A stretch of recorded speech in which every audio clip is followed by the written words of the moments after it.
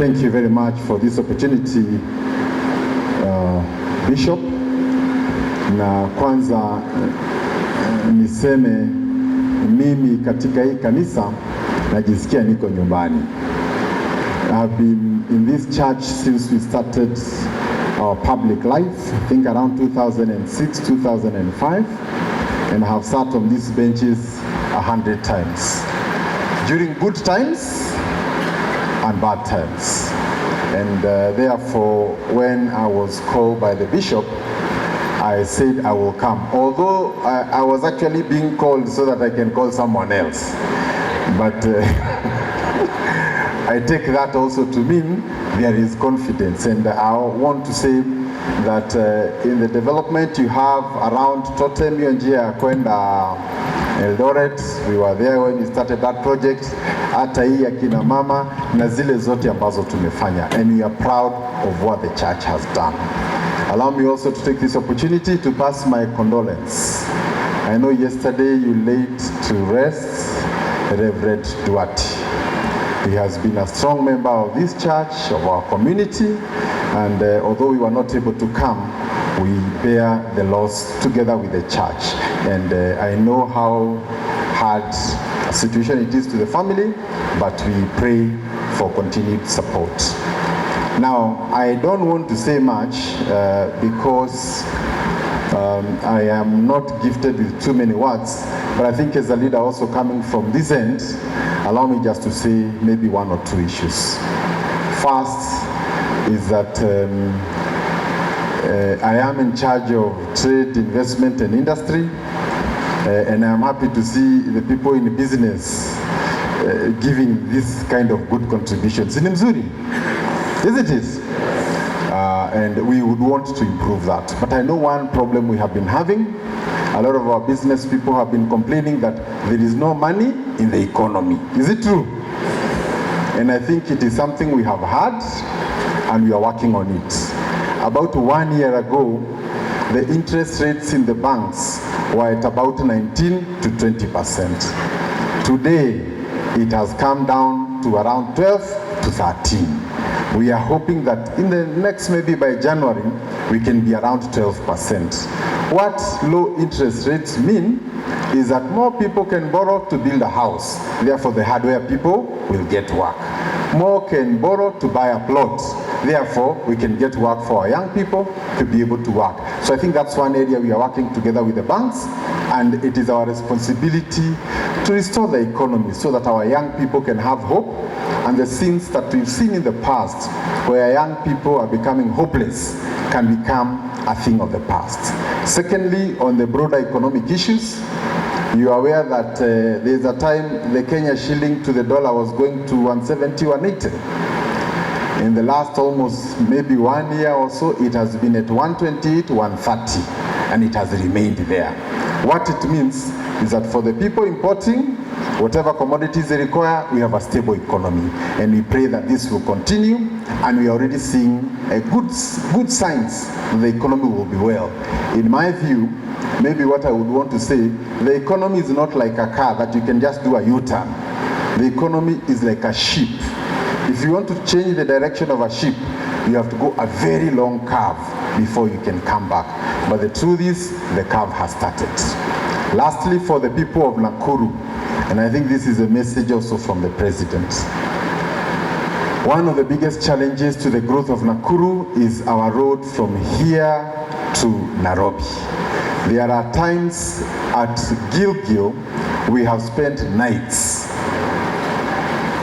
People who want to come here to visit our hotels over the weekend, they are not too sure whether they'll be able to make it the following day.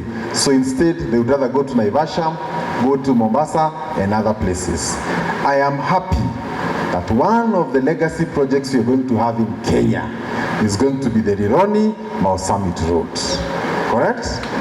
This road, just because it is important for me to mention, currently it takes about 3 hours from Nairobi to Nakuru.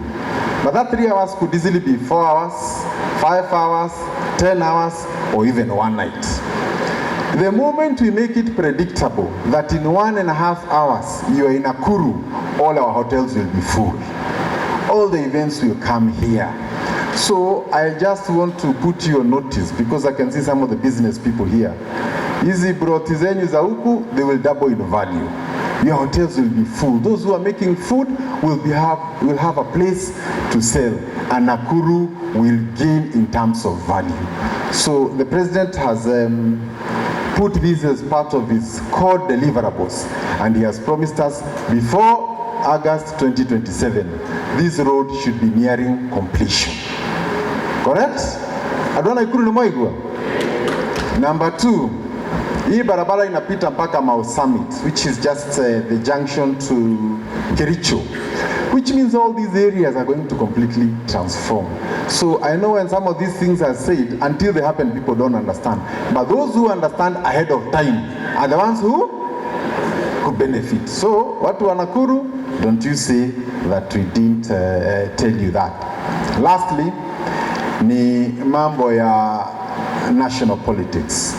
Allow me to say that, as I have mentioned here, I've been in this church for many years. I was elected in 2007, immediately after the post-election.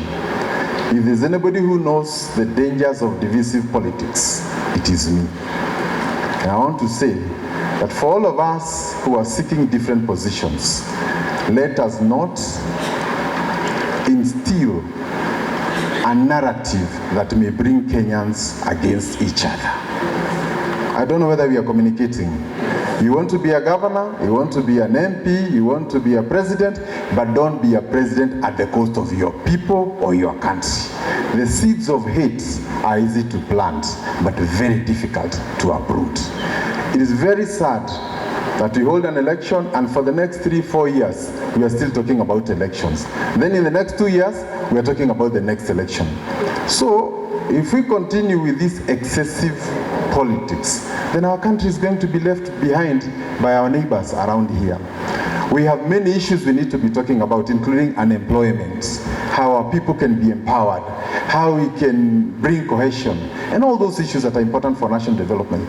When the time for politics comes, then those who want different positions can come. But excess politics at the cost of development is going to put us in an awkward place. So I want to end there. And for the people of Nakuru, just to assure you, I joined the cabinet 9 months. I cannot sit in a cabinet that does not put Kenya first. And you know, at the time when he got in, some of the things that were not so good, many of them are being corrected. And the few that have not been corrected, I want to assure you, we will correct them. Because it is our country, and we have nowhere else to go. Many of the Kenyans who are here today, you know, even if you're in another country, and you're not from that country, you're either a foreigner, a visitor, or a what? Immigrant, and all those issues. So the only place where you are, and that is your home, is where? Is where? Let us protect Kenya. Let us do what is good for the country. Positions come and go, but Kenya will always be.